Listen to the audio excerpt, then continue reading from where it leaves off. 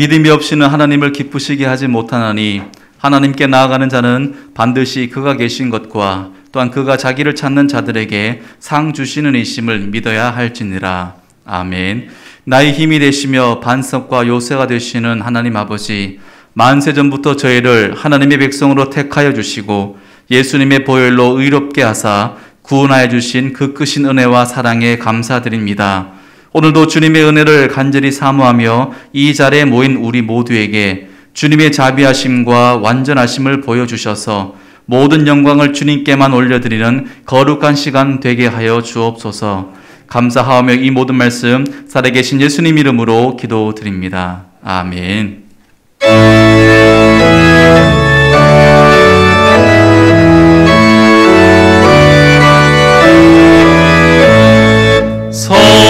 성도여 다 함께 할렐루야 아멘.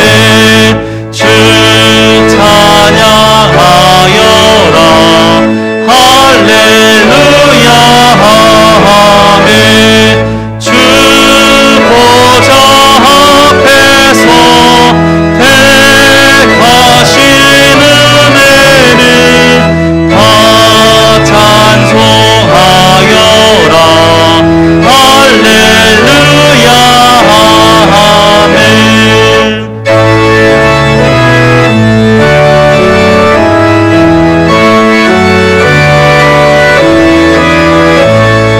주 찬양하여라 할렐루야 아멘. 찬양은 끝없다 할렐루야 아멘. 거룩한 쯤에서 주는 종길이며 늘 찬송 부르자 할렐루야 아멘. 이 시간 한 주간 우리의 삶을 되돌아보고 우리의 죄를 하나님께 고백하는 참회의 기도를 드리겠습니다.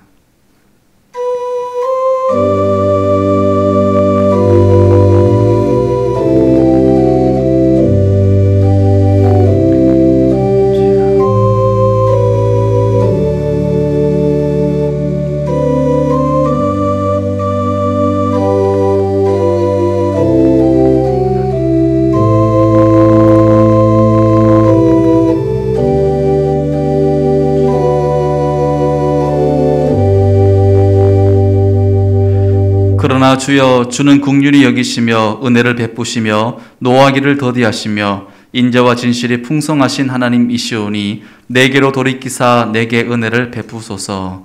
아멘. 이제 우리의 죄를 용서해 주심을 믿고 주님께서 가르쳐 주신 기도를 드리겠습니다.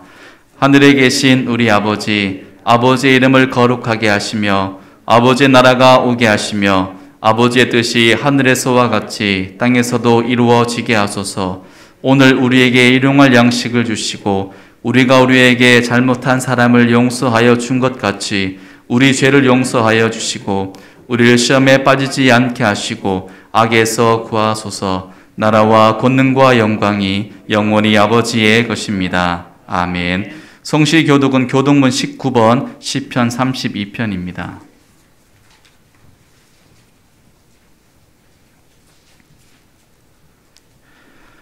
허물의 사함을 받고 자신의 죄가 가려진 자는 복이 있도다. 마음에 간사함이 없고 여호와께 종죄를 당하지 아니하는 자는 복이 있도다. 내가 입을 열지 아니할 때에 종일 신음함으로 내 뼈가 쇠하였도다. 주의 손이 주야로 나를 누르시오니 내 진액이 빠져서 여름 가뭄에 마음같이 되었나이다. 주께 내 죄를 아뢰고 내 죄악을 숨기지 아니하였더니 곧 주께서 내 죄악을 사하셨나이다. 이로 말미암아 모든 경건한 자는 주를 만날 기회를 얻어서 주께 기도할지라. 진실로 홍수가 범람할지라도 그에게 미치지 못하리이다. 주는 나의 은신처이오니 환난에서 나를 보호하시고 구원의 노래로 나를 두르시리이다. 너희 의인들아 여호와를 기뻐하며 즐거워할지어다. 마음이 정직한 너희들아 다 즐거이 외칠지어다. 아멘. 나는 전능하신 아버지 하나님 천지의 창조주를 믿습니다. 나는 그의 유일하신 아들 우리 주 예수 그리스도를 믿습니다. 그는 성령으로 잉태되어 동정녀 마리아에게서 나시고 본디오 빌라도에게 고난을 받아 십자가에 못 박혀 죽으시고 장사된 지 사흘 만에 죽은 자 가운데서 다시 살아나셨으며 하늘에 오르시어 전능하신 아버지 하나님 우편에 앉아 계시다가 거기로부터 살아있는 자와 죽은 자를 심판하러 오십니다. 나는 성령을 믿으며 거룩한 공교회와 성도의 교제와 죄를 용서받는 것과 몸의 부활과 영생을 믿습니다. 아멘.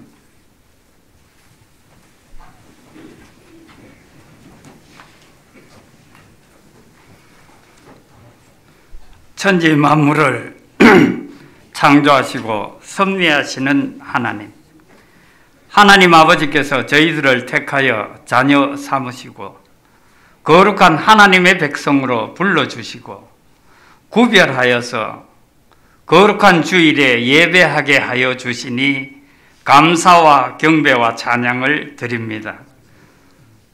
죄로 말미암아 죽었던 저희들을 예수님의 십자가의 은혜로 구원하여 주심을 감사드립니다.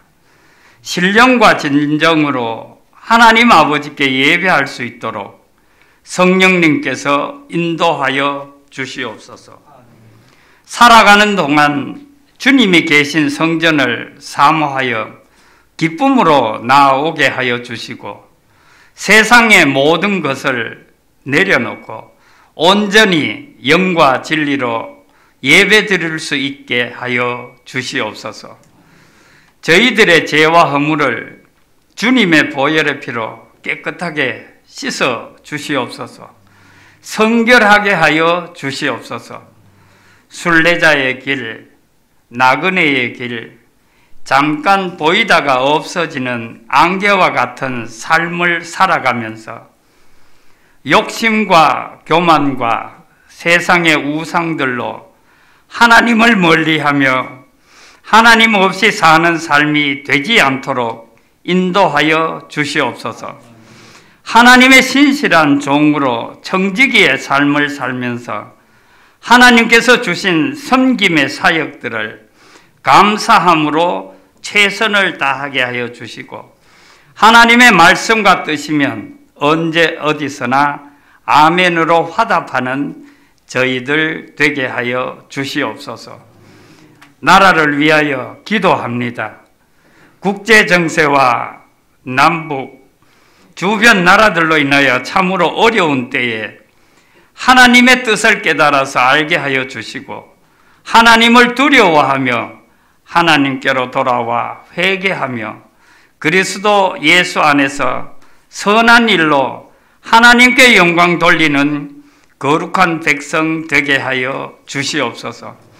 주님의 몸된 교회를 위하여 그리고 가정과 이웃을 위하여 기도하게 하여 주시고 특별히 모든 것 내려놓고 복음을 들고 선교 사역을 감당하시는 선교사님들에게 하나님으로 인하여 기뻐하게 하시며 예수님께서 주시는 평안함으로 사명 감당하게 하여 주시옵소서.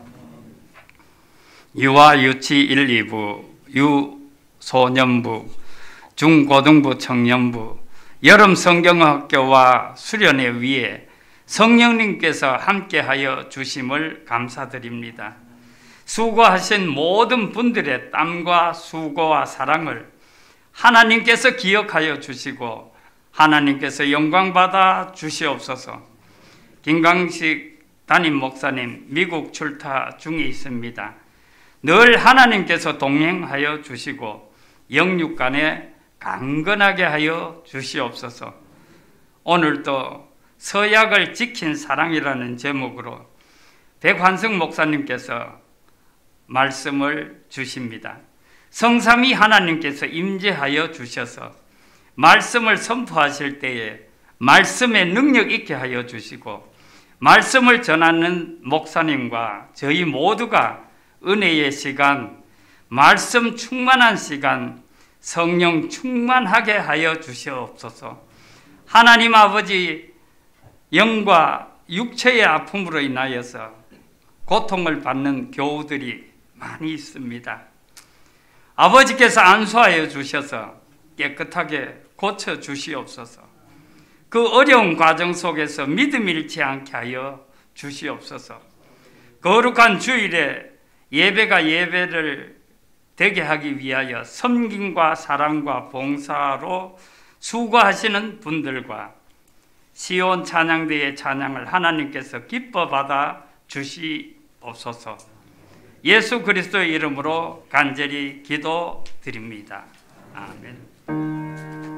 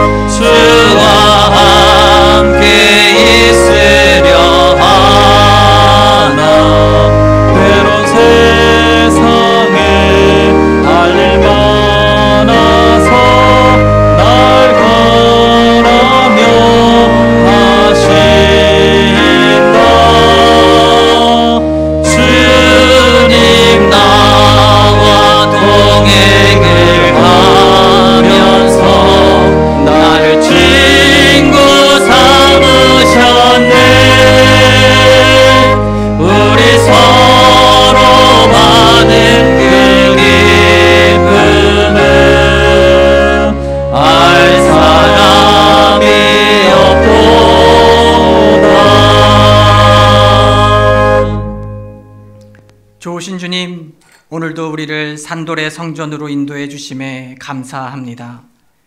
우리 중 누구도 성전의 뜰만 돌다 돌아가는 사람 없게 하여 주옵소서. 번제단과 물두멍을 지나 성소에 이르고 마침내 둘로 나뉘어진 휘장을 헤치고 지성소에까지 이르게 하여 주옵소서. 번제단 앞에 나와 예물을 드립니다. 이 제물을 드릴 때 우리의 죄가 희생을 요구한다는 것을 다시 한번 기억하게 하여 주옵소서. 주께서 우리 대신 드려주신 단 한 번의 온전하고 완벽한 제사가 우리를 살리심을 고백하게 하여 주옵소서. 오늘도 우리가 드린 예물이 아벨의 제물과 같기를 원합니다. 주여 받으시고 착하다, 잘하였다 칭찬하여 주옵소서. 흠없는 제물이 되신 우리 주 예수님의 이름으로 기도드립니다. 아멘.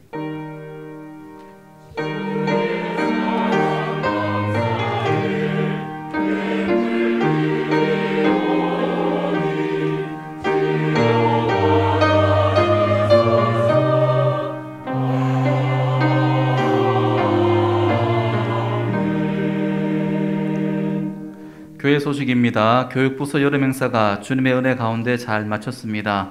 수고하신 모든 분들과 관심과 사랑으로 함께하신 성도님들께 감사드리고 다음 세대를 위해서 더욱더 더 많은 기도와 사랑 부탁드리겠습니다. 하반기 쓰다 담다 필사 노트가 다음 주부터 로비에 비치될 예정입니다. 이번에는 한 종류로 준비했습니다. 한 권씩 수령해 가시면 되겠습니다. 별세 소식입니다. 1교구 목동 3지교회 최성곤 집사의 부친께서 8월 18일 하나님의 부르심을 받으셨습니다. 어려움을 당한 집사님의 가정에 여러분들의 많은 위로와 격려 부탁드리겠습니다. 오늘 우리에게 주신 하나님 말씀은 구약 190면 레위기 27장 1절부터 13절까지의 말씀입니다. 레위기 27장 1절부터 13절까지의 말씀을 제가 받드리도록 하겠습니다.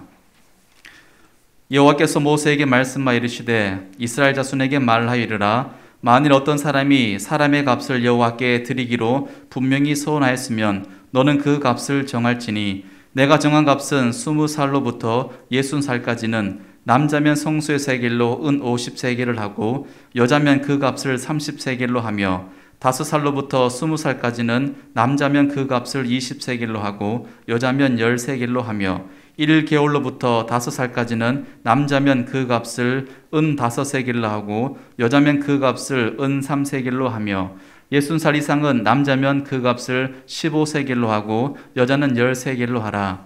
그러나 서원자가 가난하여 내가 정한 값을 감당하지 못하겠으면 그는 제사장 앞으로 데리고 갈 것이요 제사장은 그 값을 정하되 그 서원자의 형편대로 값을 정할지니라. 사람이 서원하는 예물로 여호와께 드리는 것이 가축이면 여호와께 드릴 때는 다 거룩하니 그것을 변경하여 우열간 바꾸지 못할 것이요 혹 가축으로 가축을 바꾸면 둘 다 거룩할 것이며 부정하여 여호와께 예물로 드리지 못할 가축이면 그 가축을 제사장 앞으로 끌어갈 것이요 제사장은 우열간의 값을 정할지니 그 값이 제사장의 정한 대로 될 것이며 만일 그가 그것을 물으려면 내가 정한 값에 그 5분의 1을 더할지니라. 아멘.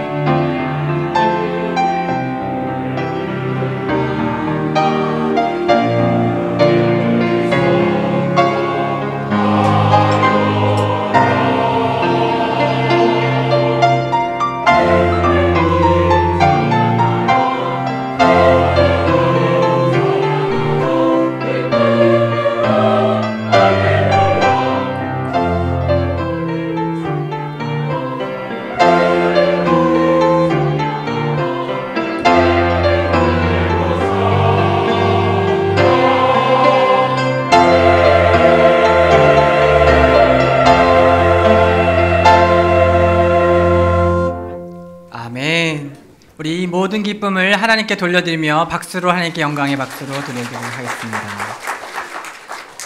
네, 우리 함께 하나님 말씀 암송해 보도록 하겠습니다. 저를 따라 하시면 되겠습니다. 그런즉 누구든지 그리스도 안에 있으면 새로운 피조물이라. 이전 것은 지나갔으니 보라 새 것이 되었도다. 고린도후서 5장 17절 말씀. 아멘. 네, 우리 전후 좌우 우리 성도님들 서로 인사하시면서 잘 오셨습니다. 이렇게 한번 인사해 봤으면 좋겠습니다. 잘 오셨습니다. 오늘 예배 가운데도 하나님의 놀라운 은혜가 함께 하시기를 축복합니다. 오늘 우리는 레위기 27장의 말씀을 통해서 우리가 하나님 앞에서 어떻게 약속해야 되고 그 약속을 어떻게 지켜나가야 하는지, 그것에 대해서 같이 살펴보려고 합니다. 근데 레위기 27장은 참으로 흥미로운 말씀입니다. 왜냐하면 레위기를 1장부터 읽어가다 보면요, 26장에 이르러서 레위기가 끝났구나 하는 생각을 하게 해요. 그래서 끝났는 줄 알았는데 한 장 넘겨보니까 27장이 있는 겁니다. 왜 그런지 우리 한번 말씀 읽어보도록 하겠습니다. 레위기 26장 45절부터 46절을 한번 읽어보실 건데요. 네, 우리 2절 되는 말씀이니까 우리 함께 한 목소리로 읽어보도록 하겠습니다. 자, 45절부터 시작. 내가 그들의 하나님이 되기 위하여 민족들이 보는 앞에서 애굽 땅으로부터 그들을 인도하여 낸 그들의 조상과의 언약을 그들을 위하여 기억하리라. 나는 여호와니라. 이것은 여호와께서 시내산에서 자기와 이스라엘 자손 사이에 모세를 통하여 세우신 규례와 법도와 율법이니라. 아멘. 46절을 보면 이것은 모세를 통하여 세운 율법이니라. 그래서 그 책을 읽어보신 분은 알겠지만 이건 이제 거의 이야기를 마무리하는 내용이에요. 근데 27장이 더 나옵니다. 마치 이런 겁니다. 요즘은 카카오톡이며 전화가 있어서 다 이렇게 편하게 하는데 예전에, 아주 예전에 서울로 아들을 유학 보내던 시절, 아들이 편지를 쓴 거예요, 부모님한테. 그래서 부모님 그립습니다. 동생들은 잘 지내나요? 지금은 가을인데 우리 고향은 얼마나 아름다운지요. 저는 공부 열심히 하고 있습니다. 열심히 해서 정말로 의대에 가겠습니다. 이런 포부까지 다 이야기하고 뭐월 며칠 아들 김아무개 드림 이렇게 마쳤어요. 그래서 아버지가 편지를 읽고 우리 아들이 열심히 하고 있구나 하고 편지를 접는데 뒤에 뭐가 적혀 있는 거예요. 다 끝나지 않은 거죠. 뭐라고 적혀 있습니까? 추신, 아버지 생활비가 다 떨어졌습니다. 속히 보내주십시오. 아들이 부모님한테 편지를 쓰면서 돈 달라고만 보냈겠습니까? 그 앞에 내용이 가장 중요한 거죠. 사랑합니다. 또 축복합니다. 안부를 전하고 하는 것이 맞는데 아들이 뭐월 며칠 김아무개까지 딱 적고 나서 이거를 얘기했어야 할 것 같은데 요거는 알아서 아버지가 잘해주실 것도 같은데 그래도 적어드리면 아버님이 연세가 있으니까 잘해주시겠지. 그렇게 적은 거예요. 레위기는 우리가 하나님 앞에서 어떻게 관계해야 되는지, 하나님과 어떻게 사귀어야 되는지, 하나님을 어떻게 섬겨야 되는지를 알려줍니다. 그래서 많은 제사법이 있고 또 절기가 있고 무엇이 거룩하고 무엇이 거룩하지 않은지를 가르쳐 주는 거예요. 왜냐하면 거룩하지 않은 상태에서, 부정한 상태에서 하나님께 나가면 안 되는 거죠. 그 이야기를 다 마무리했는데 한 가지 덧붙이고 싶은 게 있어요. 이것만 해도 다 좋은데 한 가지 이것만 더 덧붙이면 참 좋을 것 같다. 그게 무엇입니까? 우리가 하나님께 어떻게 약속할 건가요? 어떻게 서원할 것인가? 서약하고 그것을 어떻게 지켜 나갈 것인가 하는 겁니다. 인생이 단순하지 않기 때문에 내가 마음으로 약속을 했는데 그게 생각과 다르게 그대로 지키기 어려운 상황들도 생기지 않습니까? 그런 상황 가운데 어떻게 대처하는 것이 하나님을 대하는 바른 태도인지 예의인 것인지를 알려주는 것입니다. 그 서원기도, 서약, 약속 이루면은 좀 나하고는 상관없는 것처럼 들리실 수 있겠지만 우리 가운데 인생의 어려운 역경을 지나면서 하나님 이번만 도와주시면 제가 이렇게 하겠습니다. 이렇게 기도 드린 것들 있을 겁니다. 중요한 시험 앞두고 아이들은 이제 그렇게 기도하기도 하죠. 하나님 이번 시험만 무사히 마치게 해주시면 제가 예배 열심히 나가겠습니다. 이렇게 하기도 하죠. 그것만 있습니까? 세례 받을 때, 이 자리에 계신 분들 대부분 세례 받으셨을 텐데 세례 받을 때 믿음의 서약 하셨지요. 항존직으로 이미 서 계신 분도 있고 피택되어서 교육받고 계신 분도 있습니다. 세워질 때 어떡합니까? 헌신의 서약하지요. 조금 더 보편적으로 얘기하면 우리가 결혼했을 때 하나님과 회중 앞에서 결혼 서약을 합니다. 때로 우리는 이렇게 하나님의 이름을 걸고 하는 서약, 서원, 약속을 좀 간과하는 경우가 있습니다.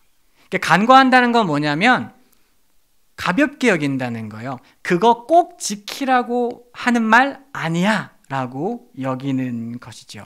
저 또한 그랬습니다. 이제 결혼을 앞두고 결혼 서약을 쓰고 또 그것을 보면서 그것을 한 번도 꼭 지키라고 하는 말이라고 생각하지 못했던 거예요. 그런데 실제로 제가 결혼을 앞두고 이제 책 한 권을 이렇게 보게 됐는데요. 오늘 설교 제목입니다. 서약을 지킨 사랑이라는 책입니다. 이 책을 읽고 크게 깨달았습니다. 아마도 하나님께서 저가 이것을 좀 배워야 된다고 생각하지 이 책을 읽도록 인도해 주셨던 것 같아요. 이 책을 통해서 결혼 서약이 그냥 예식의 한 부분을 차지하는 것이 아니라 실제로 내가 애쓰고 수고하며 지켜야 되는 하나님과 회중 앞에서 한 언약이라는 것을 알게 해 주었습니다. 이 책은 신실한 한 부부의 이야기입니다. 남편은 로버트슨 맥컬킨이라고 미국의 이제 신학대학원의 총장님이시고요. 아내는 그 기독교 방송에서 활발하게 활동하면서 다양한 프로그램을 진행하던 아주 신실한 부부였습니다. 이 부부에게 큰 위기가 찾아왔습니다. 어떤 위기가 찾아왔냐면요. 아내 뮤리엘이 알츠하이머에 걸린 거예요. 알츠하이머는 내 자신이 지워져 가는 거죠. 나의 삶의 기억, 남편의 이름, 나의 이름, 내가 여기 왜 있지? 하게 되는 겁니다. 정상적으로 생활하는 것이 어려워집니다. 서서히 세월에 따라 내 존재가 지워지는 무서운 병입니다. 처음에 남편인 맥컬킨은 열심히 총장직과 아내를 돌보는 일을 했어요. 할 수 있을 것 같았어요. 근데 시간이 지나면서 이제 깨닫게 됩니다. 더 이상 둘 다 할 수 없다. 둘 중 하나를 선택해야 하는 시점이 왔습니다. 주변에 있는 많은 지인들이 권했습니다. 아내를 좋은 요양원에 보내라. 전문적으로 케어해주고 살펴주는 사람이 있으니까 그 사람들이 해주는 게 당신이 하는 것보다 나을 것이다. 무엇보다도 당신은 지금 하나님 부르심 받아서 대학원의 총장이지 않냐. 그 자리를 내려두고 아내를 섬기는 것보다 지금 아직 젊으니까 열심히 해야겠지 않냐 이렇게 조언을 했습니다. 그 얘기도 틀린 얘기는 아닙니다. 아내를 요양원에 보내서 전문적으로 살핌을 받을 수 있도록 하는 것도 좋은 일이죠. 근데 문제가 하나 있었습니다. 그것은 무엇이냐면 지금 60을 앞두고 있는 두 부부가 서로 너무 사랑하는 거예요. 아내가 남편의 이름을 까먹기 시작했는데 남편의 냄새가 주변을 떠돌지 않으면 불안해하는 거죠. 아무리 좋은 간병인 전문가들이 옆에서 도와줘도 남편이 눈앞에서 왔다 갔다 하지 않으면 불안해서 견디지 못하는 것입니다. 그래서 남편은 결정해야 됐어요. 총장직을 계속 수행할 것인가, 아내를 돌볼 것인가.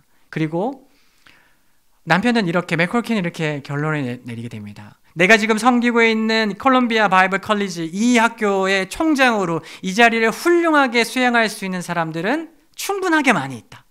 그러나 뮤리엘의 남편일 수 있는 사람은 60억 전체 온 지구에서 나 하나밖에 없지 않은가. 그리고 교직원들과 학교를 후원해 주시는 분들에게 이렇게 편지를 썼습니다. 제가 총장직을 사임하고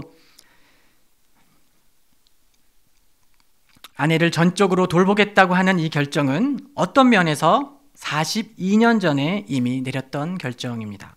저는 42년 전에 결혼 예식에서 이렇게 서약했습니다.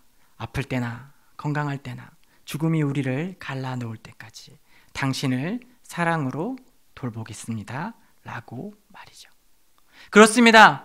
이 맥컬킨 목사님은 그 서약을 그냥 하는 말로 여기지 않았고 진실로 하나님과 회중 앞에서 한 약속이라고 마음으로 받아들였습니다. 그리고 그것을 실천하기 위해서 대학의 총장의 자리를 내려놓는 어마어마한 결정을 내리게 됩니다. 결혼을 앞두고 있던 저에게 이 고백은 정말로 충격이었습니다. 아, 그렇구나. 하나님께 드린 서약은, 약속은 가벼이 보일 수 있지만 하나도 가벼울 수 있는 것이 없구나. 사랑스러울 때나 사랑스럽지 않을 때도 사랑하겠다라고 고백하는 것은 그저 공기를 헤집는 파동이 아니라 매일의 삶 가운데서 결심하고 실천하고 때로 무진 애를 써야만 가능한 일이라는 사실을 깨닫고 이 자리에서 저도 그런 마음으로 고백을 했습니다. 저에게는 아내가 한 명 있는데요. 제 아내는 365일 중에 360일 정도 사랑스럽습니다. 그러나 5일 정도는 그렇지가 않아요. 근데 저는 이제 믿음의 사람이기 때문에 그 5일도 사랑하려고 했습니다. 믿음의 사람, 훌륭한 믿음의 사람이지 않습니까? 후하게 아멘 하시는 분에게 넉넉한 하나님의 은혜가 있습니다. 저는 생각해 봅니다. 나는 1년 365일 중에 며칠 정도 존경할 만한 남편일까? 아무리 후하게 점수를 줘도 65일 정도이지 않을까 하는데요. 그래도 다행입니다. 왜냐하면 제 아내는 제가 존경스럽지 않은 남은 300일도 동일한 존경과 사랑으로 저를 살펴주기 때문입니다. 위대한 믿음의 사람입니다. 아멘. 그렇습니다. 레위기는 우리에게 그 하나님께 드린 언약이 얼마나 중요한 것인지, 그것에 서원이라고 이름을 붙이든 서약이라고 이름을 붙이든 그냥 우리가 흔히 사용하는 약속이라고 이야기할지라도 그것이 하나님 앞에 한 것이라면 그것이 얼마나 중요한 것인지 알려주고 있습니다. 우리에게 말씀하시죠. 하나님께 드린 서원을 지켜라. 주께 한 약속은 무엇이든 가볍게 여겨서는 안 된다. 왜냐하면 이 서약은, 이 약속은 자원에서 하는 거기 때문이에요. 내가 어떤 죄를 지었습니다. 그 죄에 대한 대가를 지불해야 됩니다. 그래서 속죄 제물을 갖다 바치면서 1년의 제사 제도의 그 방식을 채택하면서 나아가는 것은 의무인 것이죠. 책임인 것이죠. 그런데 그런 속죄제와 그런 제물이 아니라 하나님이 너무 좋아서, 우리 공동체가 너무 좋아서 소를 잡고 양을 잡아서 온 가족 이웃들을 다 불러 모아서 하나님 앞에서 먹고 마시는 화목제와 같은 거예요. 이것은 자원하는 제사입니다. 누가 시키지 않습니다. 억지로 하지 않아도 돼요. 눈치를 보지 않아도 됩니다.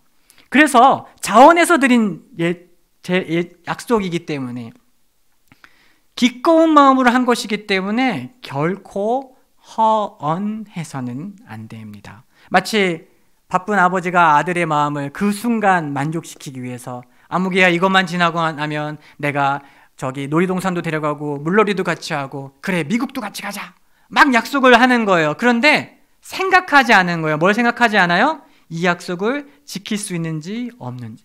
그냥 그 상황의 그 기분에 따라서 막 이야기하는 겁니다. 이런 것들을 허언이라고 하죠. 교육학에서는 아이에게 결코 지킬 수 없는 약속을 해서는 안 된다라고 합니다. 하물며 어린 아이 앞에서 허언해서 안 된다면 상천하지 하나님 앞에서는 우리가 허언을 해서는 도무지 안 되는 것이죠. 오늘 말씀을 보면은 두 가지의 서원에 대해서 이야기합니다. 하나는 사람을 드리는 서원, 두 번째는 예물을 드리는 서원인데요. 그 두 가지 서원의 방식을 통해서 한 세 가지 정도 영적인 교훈을 주십니다. 그 영적인 교훈은 우리가 하나님과 관계할 때 하나님 앞에 약속을 어떻게 지키고 준행할지, 그것에 대해서 이야기하고 있는데요. 결론부터 한번 먼저 살피며 가도록 하겠습니다. 자막에 보이면 하나씩 한번 같이 읽어볼 텐데요. 1번부터 읽어보겠습니다. 시작. 모든 서약과 서원은 가볍게 결정해서는 안 된다. 그러니까 이건 뭐냐면 허언하면 안 된다는 거예요. 그러니까 순간 기분 좋다고 갑자기 지키지도 못할 거. 그러니까 미리 계산하지도 않고 막 하는 말 하나님 앞에서 해선 안 된답니다. 두 번째를 한번 보도록 하겠는데요. 2번입니다. 함께 읽어보겠습니다. 시작. 모든 서약과 서원은 각 사람의 형편에 맞게 들을 수 있다. 그렇습니다. 그러니까 누구 이렇게 볼 필요가 없다는 거예요. 내 형편과 내 상황에 가장 합당한 재물과 시간과 열정을 들이면 되는 것입니다. 세 번째 한번 보도록 하겠습니다. 자, 시작. 하나님께 이미 약속한 것은 아까워해서는 안 된다. 우리가 참 화장실 갈 때와 나왔을 때 마음이 다르죠. 하나님께 드리기로 약속하고 기꺼운 마음으로 이 정도는 당연히 드릴 수 있어 라고 했다가 이렇게 마음이 바뀌면 안 된다라고 하는 것입니다. 구체적으로 서원을 하나씩 살피면서 그 내용을 좀 살펴보겠는데요. 첫 번째는 사람을 드리는 서원입니다. 이거 자칫 잘못 들으면 인신제사를 드리나 사람을 각을 떠서 이제 불을 태우나 생각할 수 있는데요. 아닙니다. 그런 것이 아니라 헌신의 서원입니다. 하나님을 너무 사랑하는 거예요. 그래서 하나님 내 삶 전체를 하나님께 드리겠습니다를 이렇게 표현할 때 헌신의 서원을 했는데요. 실제로 한나가 사무엘을 하나님께 바쳐드렸죠. 그래서 실제로 구약에 보면 그 성전에 이른 레위인과 아론의 자손들에게 귀속되었습니다. 그런데 누군가가 헌신의 서원으로 이렇게 나오면 제사장이 그에게 업무를 맡길 수가 있었어요. 단 성전 기물을 직접 다루는 일은 레위인과 아론 자손에게만 귀속되고, 그거 아니어도 사실 성전에 관련해서 해야 될 일이 얼마나 많겠습니까? 그 다른 일들을 할 수 있었어요. 우리가 사무엘을 보면 엘리 대제사장에게 맡겨져서 엘리 대제사장 앞에서 잘 잘하는 것들을 우리가 볼 수 있죠. 근데 또 실제적으로 레위 지파들의 숫자가 적지 않았기 때문에 어떤 업무를 맡기는 경우는 많지 않고, 이렇게 값을 매겨서 헌신의 서원을 하면 그 값을 매겨서 그것으로 헌신한 것으로 이게 인정해 주는 일들이 있었습니다. 흥미로운 것은 그 값, 헌신한 것을 인정해 주는 그 값이 사람에 따라 달랐어요. 나이에 따라 달랐고 성별에 따라 달랐습니다. 이것은 차별하는 것이 아니라 그 사람의 형편에 맞게 가격을 맞춰준 것입니다. 심지어는 어떤 사람이 헌신하고자 하는 열정을 가지고 하나님 앞에 나가고 싶은데 정해진 그 값을 도저히 낼 능력이 안 되는 거예요. 성인 남자는 50세겔이고 5세 이하의 아이는 5세겔만 내면 됐는데 내가 그 기준에 부합할 자신이 없는 거예요. 근데 그래도 내가 헌신하고 싶어 하면 제사장을 찾아가면 됐습니다. 오늘 말씀해 보면 제사장은 그 사람의 가정 형편을 듣고 값을 매겨줬습니다. 그러니까 무엇을 얘기하는 겁니까? 헌신의 서원을 하는 것은 어렵고 쉽지 않은 결정이지만 또 한편 내가 그 진실한 마음만 있으면 얼마든지 할 수 있다는 거예요. 지금 구약학자 웬함에 의하면 한 세겔, 그 당시에 은 한 세겔은 성인 남자의 한 달치 월급이라고 합니다. 그러니까 저와 같은 성인 남자가 헌신의 서원을 하기 위해서는 얼마를 드려야 돼요? 4년치 연봉을 드려야 되는 거예요. 와, 무겁죠. 우리가 이제 소득 수준이 다 다르지만 그래도 억소리다는 결정입니다. 내가 헌신의 서원을 드리고 싶어 하면은 계산해야 돼요. 어느 정도 계산해야 돼요? 최소한 억소리나게 결정해야 하는 겁니다. 이것은 쉬운 결정이 아닙니다. 놀라운 결정입니다. 그래서 아무나 할 수 없었죠. 그렇지만 역설적이게 누구든지 할 수 있었어요. 왜요? 가정 형편에 따라서 제사장이 보고 당신은 이 정도 안 되니까 당신은 2세겔만 내도 헌신한 것으로 받아들이겠습니다. 하나님께 서원하고 약속하고 하나님께 무언가를 드리는 것은 어떤 것입니까? 가벼이 여겨서 안 되는 겁니다. 결코 하나도 가벼이 여겨서 안 됩니다. 그러나 동시에 마음만 먹으면 누구든지 할 수 있는 것입니다. 산돌의 권속들이 하나님 앞에 하는 모든 약속이 진중하고 묵직하게 드려지기를 주님의 이름으로 축복합니다. 또한 나의 형편과 상황에 맞게 올려드린 모든 것을 하나님이 기쁘게 받으신다는 것을 믿으시기를 축복합니다. 누구는 이만큼 드렸는데 나는 이거 드려서 부끄럽다. 아니요, 그런 거 없어요. 하나님은 그 중심에 그 무게를 보시거든요. 그것을 드릴 때 그 마음에 그 무게를 재시는 거거든요. 얼마나 고민하고 이것이 그 사람의 삶에 있어서 얼마나 큰 것인지 하나님은 그것을 재시기 때문에 누구나 드릴 수 있고 또한 아무렇게나 드려서는 안 됩니다.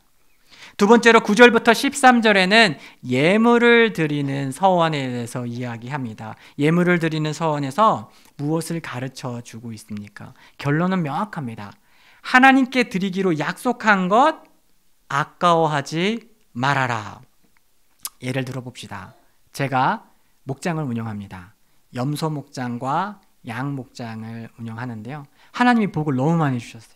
너무 감사하고 좋은 거예요. 그래서 우리 염소 중에서 제일 싫은 놈이 있어요. 내가 저거 드려야지. 저거 하나님께 바쳐야지. 하나도 안 왔고. 그런 마음을 먹었어요. 그래서 결정해서 하나님께 드리기로 했어요. 그런데 지난주에 막 홍수가 있고 그랬잖아요. 물난리가 났어요. 염소 목장은 문제가 없었는데 지대가 낮았던 양 목장에 비 피해가 심각했던 거예요.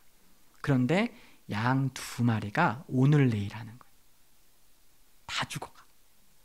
그래서 홍수가 끝나고 염소를 바치려고 했더니 자꾸 시선이 일로 가는 거예요. 멀쩡히 살아있는 놈 저거 바쳐드리려니까 마음 한구석에서 다 죽어가는 양 2마리는 어쩌고 이러는 거예요. 그 양으로 자꾸 보는 거예요. 이거 드리면 안 될까? 얘는 아무리 살리려고 살릴 수 없을 것 같아. 그러면 생생하게 살아있는 놈 죽이느니 오늘 내일 하는 양 1마리 잡아서 하나님께 드리면 되지 않을까 하면 어떻다? 안 된다. 성경은 이야기합니다. 바꿀 수 없다. 왜 그럴까요? 하나님은 사람에게서 만홀히 여김을 받으실 수 없습니다. 초대교회 때 아나니아와 삽비라가 온 재산 팔아서 하나님께 바치겠노라 했습니다. 그 마음의 중심이 아름다웠죠. 드리고 싶었어요. 그런데 다 팔고 보니까 아까운 거예요. 일부를 감췄습니다.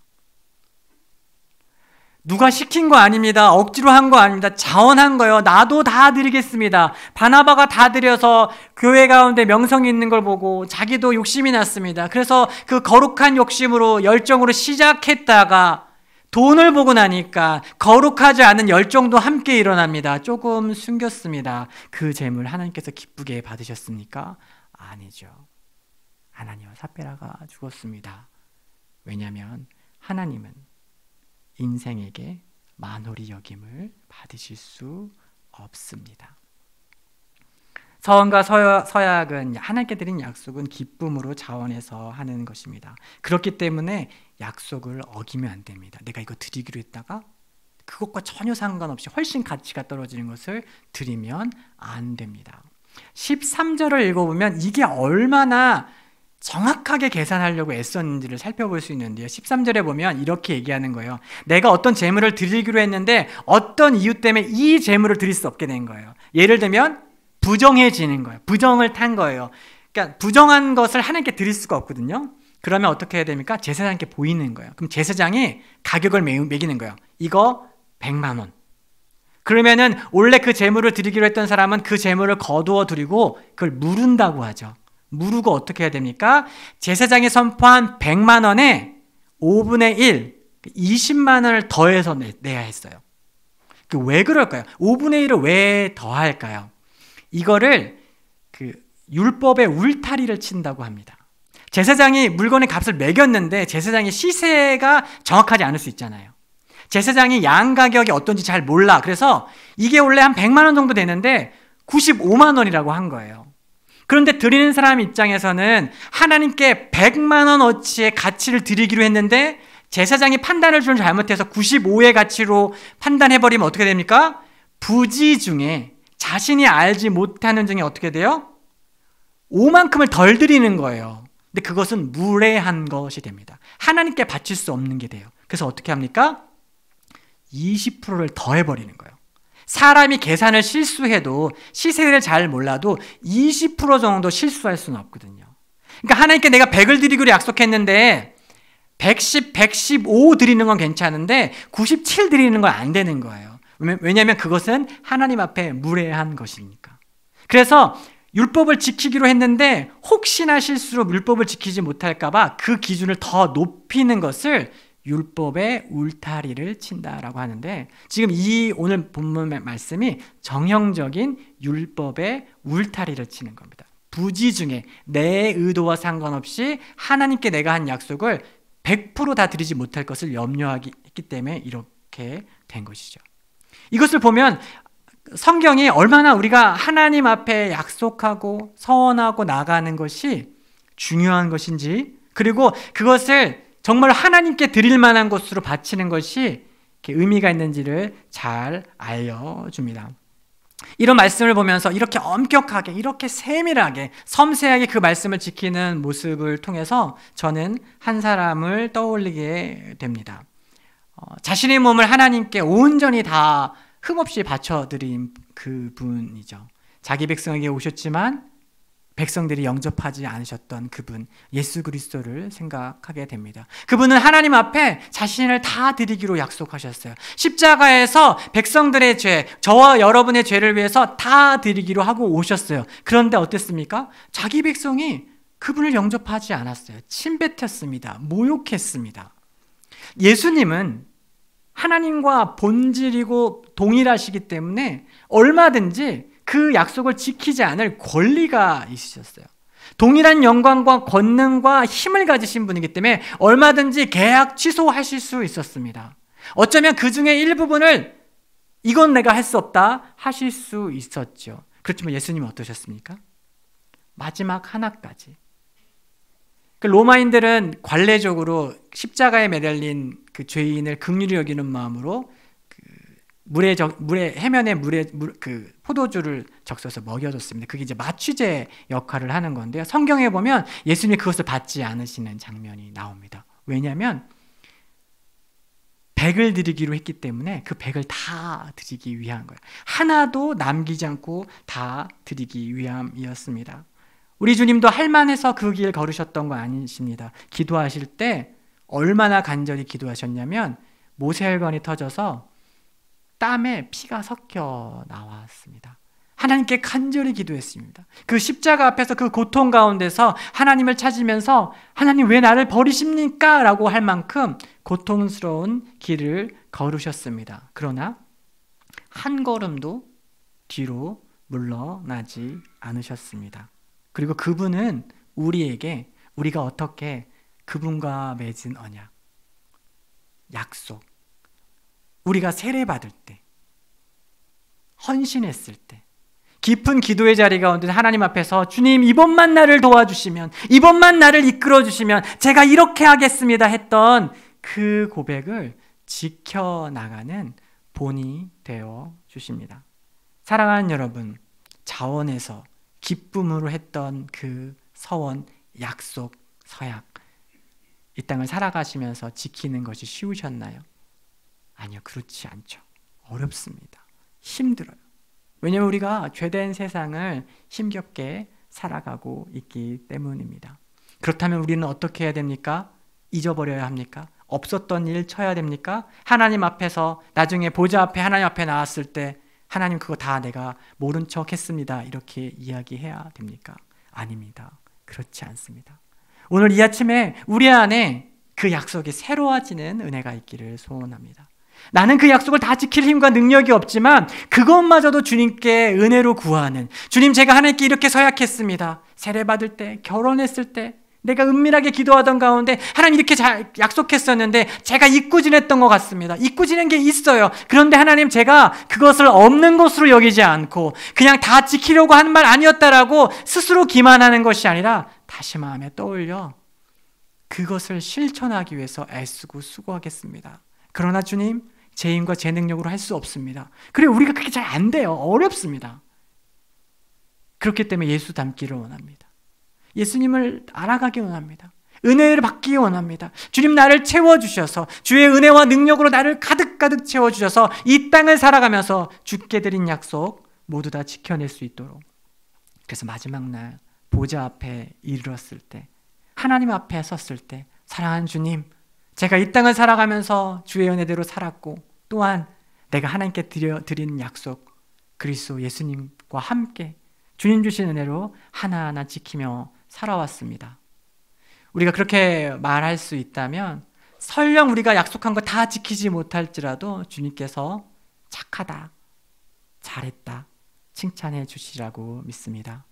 오늘 이 예배를 통하여서 다시 한번 우리 안에 하나님과의 언약, 약속이 새로워지고 그것을 다시 한번 이겨내기로, 지켜내기로 결단하는 믿음의 고백 있으시기를 주님의 이름으로 축복합니다. 아멘. 같이 기도하겠습니다. 아버지 하나님 참 감사합니다. 오늘도 주신 말씀 앞에 마음을 새롭게 합니다. 말씀을 귀로 듣는 자가 아니라 가슴으로 듣게 하옵소서. 들은 말씀을 삶 속에서 실천함으로 나만의 시편과 나만의 사도행전을 써내려가는 산돌의 권속들이 되게 도와주옵소서. 마지막 날 주 앞에 서는 그날에 순종의 열매 한가득 안고 당신 앞에 설 수 있도록 오늘도 우리를 도와주옵소서. 귀하신 예수님의 이름으로 기도드립니다. 아멘.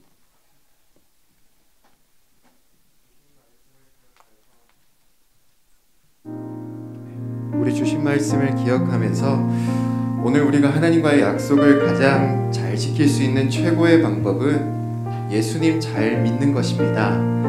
이 사실을 기억하면서 이 찬양의 가사를 통해 우리 안에 주님의 형상이 나타날 수 있도록 그와 같은 소망을 가지고 함께 고백을 했으면 좋겠습니다. 우리 함께 찬양하겠습니다.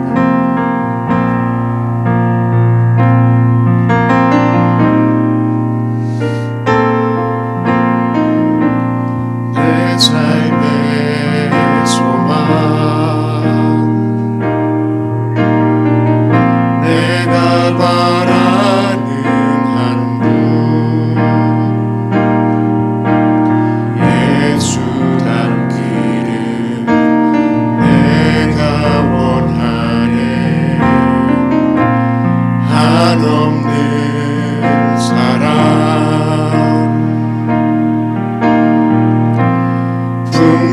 풍성한 긍휼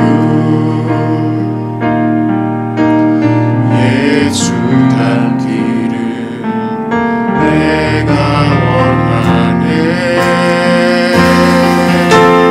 예수 닮기를 예수 보기를 예수만 높이길 내가 원하네 내 평생 소원 예수 닮기를 예수만 닮기를 내가 원하네. 우리 다시 자리에서 일어나서 우리 한 번 더 고백하겠습니다. 내 삶의 소망 내가 바라는 한 분 예수 닮기를 내가 원하네 한없는 사랑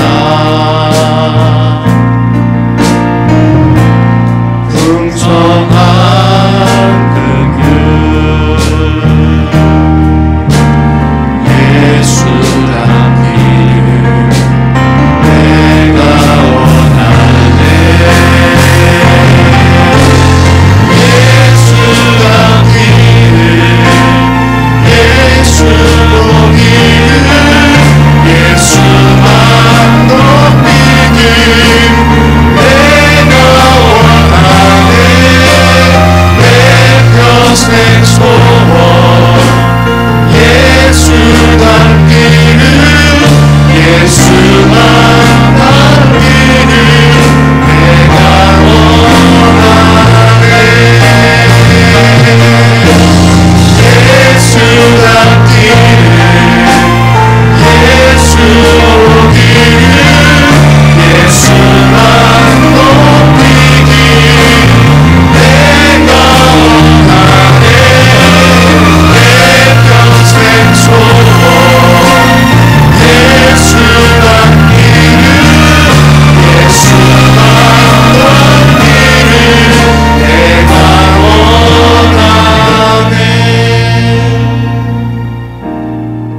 원하네. 기도하겠습니다.